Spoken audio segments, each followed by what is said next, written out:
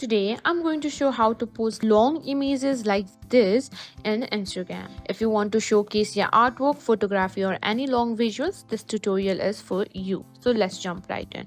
First, let's quickly talk about Instagram's format. As you know, Instagram typically crops images into squares or rectangles, but with a little trick, you can post full-size images.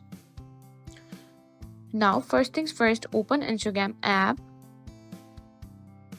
tap on the plus icon.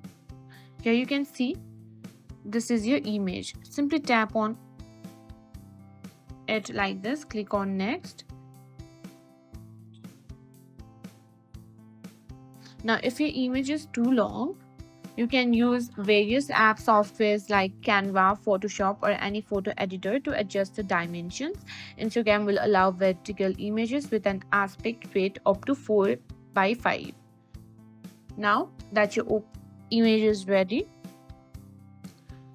click on next, and here you can choose it to share.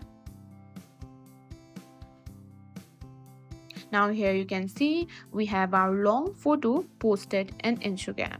If you found this video helpful, don't forget to like, share and subscribe to our channel.